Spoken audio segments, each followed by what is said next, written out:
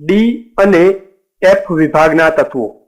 આપણું અહીં ત્રીજું ચેપ્ટર સ્ટાર્ટ કરવા જઈ રહ્યા છીએ, જે છે ડી અને એફ વિભાગના તત્વો. તો વિદ્યાર્થી મિત્રો, આધુનિક આવર્ત કોષ્ટક આવો ટોપિક આપણે સેમેસ્ટર 1 થી ભણી રહ્યા છીએ. આ જે આધુનિક આવર્ત કોષ્ટક છે વિદ્યાર્થી મિત્રો, એને મુખ્ય 4 વિભાગની અંદર વર્ગીકૃત કર્યું હતું આપણે. એક હતો એસ, પી, ડી અને એફ વિભાગ. તો આમ કુલ ટોટલ 4 વિભાગની અંદર આવર્ત કોષ્ટકને વહેંચવામાં આવ્યું હતું. આ જે આવર્ત કોષ્ટક હતું એની અંદર 8 સમૂહો હતા, 1 થી લઈને 18 સુધીના. તો આવર્ત કોષ્ટક ફરીથી તાજું કરી લે કયા પ્રકારનું હતું તે નીચે પ્રકારનું જોવા મળે છે. તો વિદ્યાર્થી મિત્રો, તમે જોઈ શકો છો તે પ્રમાણે અહીં તમને બતાવવામાં આવ્યું છે તે પ્રકારનું આધુનિક આવર્ત કોષ્ટક જોવા મળે છે. તેની અંદર જે રેડ કલરથી ઇન્ડિકેટ કરેલી 2 લાઈનો છે આ વિભાગ એસ વિભાગ છે. પાછળની જે 6 લાઈનો છે એ એસ વિભાગ, અને વચ્ચેની આ જે લાઈનો છે ત્રીજા સમૂહથી લઈને 12મા સમૂહ સુધીના તત્વો, એને વિદ્યાર્થી મિત્રો ડી વિભાગના તત્વો તરીકે ઓળખવામાં આવે છે. એ જ રીતે નીચેની બાજુ જે લાઈન આપેલી છે તે છે એફ વિભાગના 2 તત્વો. તો વિદ્યાર્થી મિત્રો, ત્રીજા સમૂહથી લઈને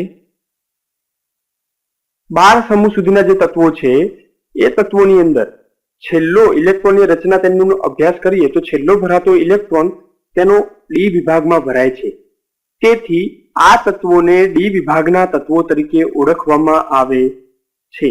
આ જે તત્વો છે ડી વિભાગના તત્વો એ એસ અને પી વિભાગના તત્વોની વચ્ચે આવેલા છે. એસ વિભાગના તત્વો એ વધુ વિદ્યુત ઋણમય તત્વો છે. વિદ્યુત ધનમય. જ્યારે પી વિભાગના તત્વો છે તે ઓછા વિદ્યુત ધનમય છે.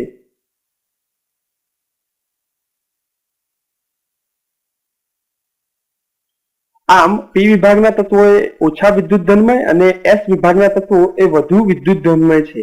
આ બંનેના ગુણધર્મો એ ડી વિભાગના તત્વોની અંદર જોવા મળે છે.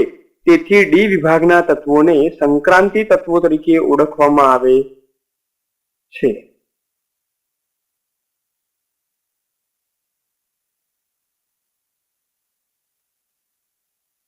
આમ આ જે તત્વો છે તે એસ અને પી બંનેના વચ્ચેના ગુણધર્મો સંક્રાંત ગુણધર્મો ધરાવે છે. માટે આ તત્વોને સંક્રાંતિ તત્વો, ડી વિભાગના તત્વોને સંક્રાંતિ તત્વો તરીકે ઓળખવામાં આવે છે. તેની અંદર જોઈ શકો છો તમે, કુલ ટોટલ જે શ્રેણી છે એ 4 આવેલી જોવા મળે છે. પ્રથમ જે શ્રેણી છે તે દ્વિતીય શ્રેણી, તૃતીય શ્રેણી આવેલી હોય છે.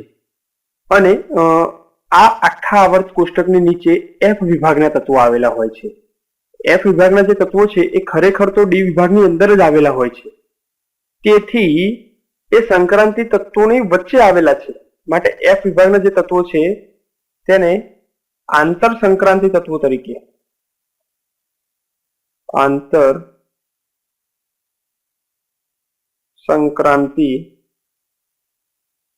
તરીકે ઓળખવામાં આવે છે. આમ વિદ્યાર્થી મિત્રો, આ આવર્ત કોષ્ટક થઈ ગયું. આવર્ત કોષ્ટકની અંદર આપણે એસ અને પી વિભાગના તત્વોનો અભ્યાસ એ આગળના સેમેસ્ટરોની અંદર કર્યો છે.